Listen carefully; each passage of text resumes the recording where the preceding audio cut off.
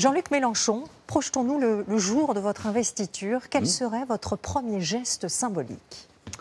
Je pense que dans ce genre de circonstances, il faut s'identifier à une grande exigence fondamentale de la nation. Il ne faut pas être nombriliste, il ne faut pas penser à soi.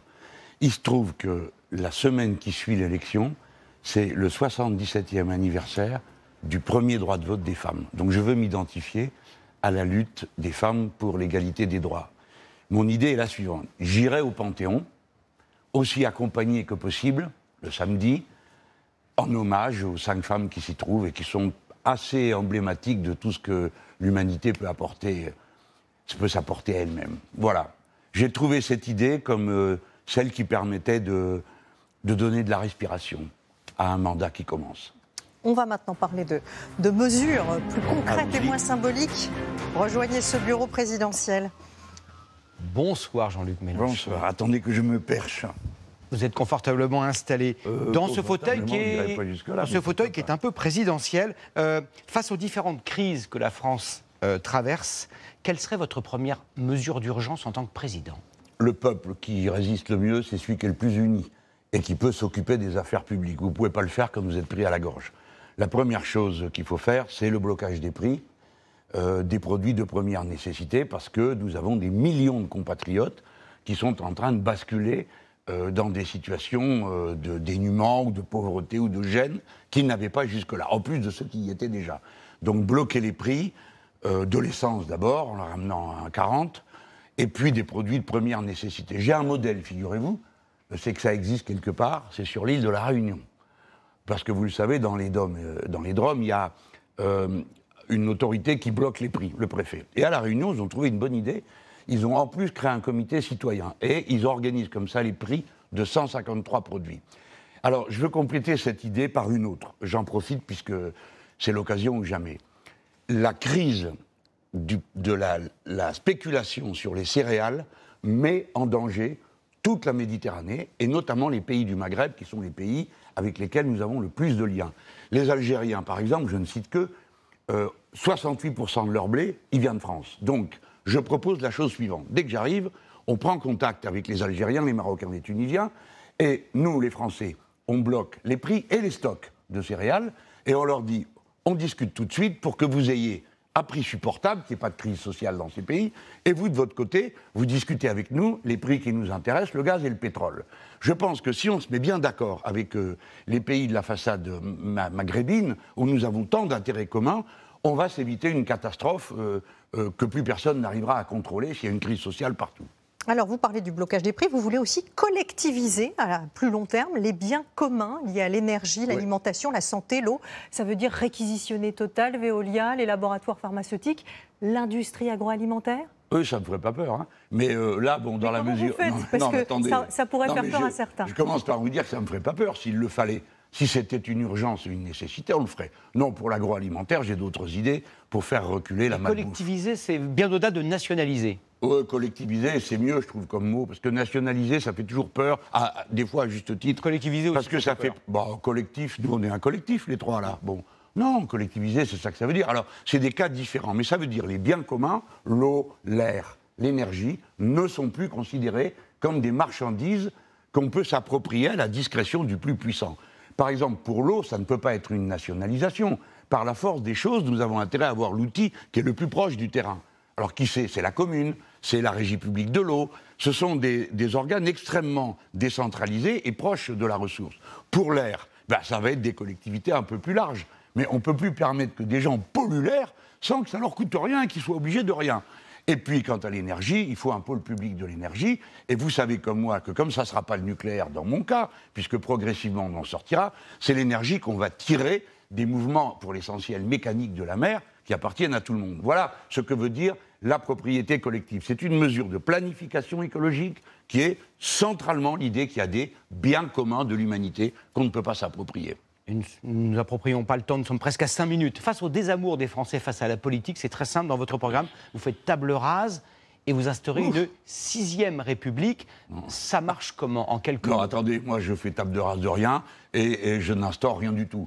Je convoque une constituante, si les Français le veulent bien, et puis elle est faite par des gens tirés au sort, par des gens élus, et ils définissent les règles du jeu. Que voulez-vous, nous autres les Français, on est comme ça. Il faut qu'on écrive des textes à intervalles réguliers. Vous ne voulez pour plus se de président ? reconnaître. Vous voulez un régime parlementaire? Non, c'est eux qui décideront. Je pense qu'un président, c'est bien. Ça incarne la nation, surtout mais ça si dépend c'est vous quel pouvoir on lui donne.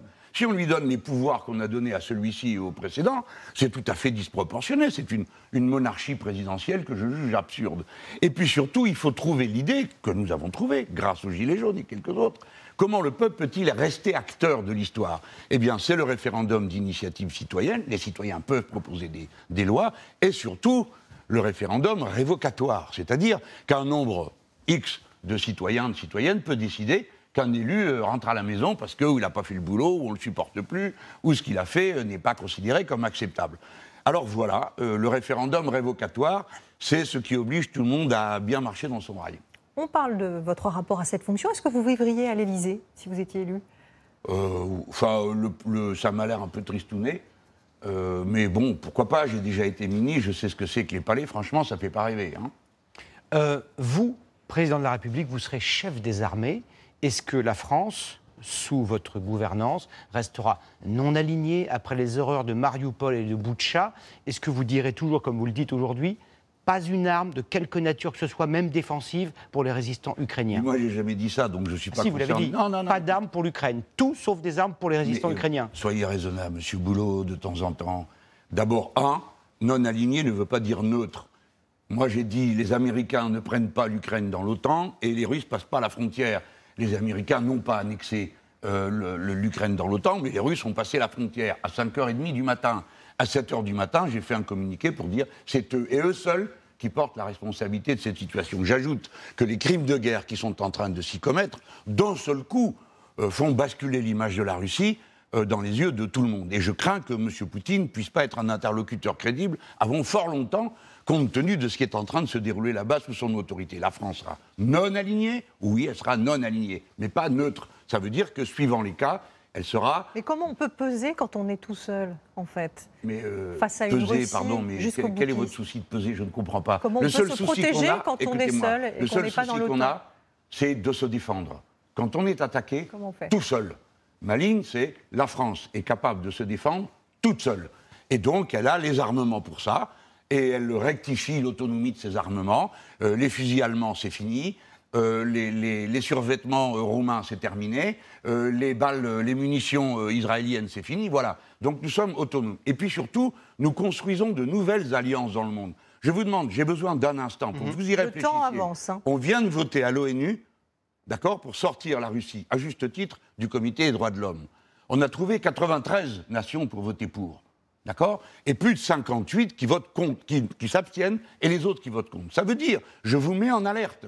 Il y a une situation où les vainqueurs de la dernière guerre, ce qu'on appelait autrefois l'Occident, sont aujourd'hui dans une relation au monde où il leur faut reconquérir de l'autorité, des amitiés, du lien. On ne le fera pas à coup de trick. Jean-Luc Mélenchon, on est un petit peu en retard collectivement tous les trois. Je voudrais vous demander de répondre par vous ou par nous à 3 questions sociétales qui divisent les Français. Êtes-vous pour ou contre la GPA, la gestation pour autrui? Je commencerai à étudier sans condamner par a priori, je redis ça plus clairement. Je suis absolument contre la GPA. C'est pas pareil que la procréation médicalement assistée. Pourquoi? Je vais vous dire quel jour je change d'avis. Le jour où on me présente une milliardaire qui est prête à faire un gosse pour une pauvre gratuitement. Est-ce que vous êtes favorable à l'interdiction du voile à l'université? Ben non, ça s'appelle la police du vêtement, c'est complètement fou. Non, là nous parlons de jeunes adultes. Donc en France, il y a la liberté d'afficher sa religion, c'est comme ça. En 3 secondes, votre portrait, vous êtes élu président de la République, regardez votre photo, est-ce qu'elle vous plaît? Qu'est-ce que vous en changez? Oh, quel fatras!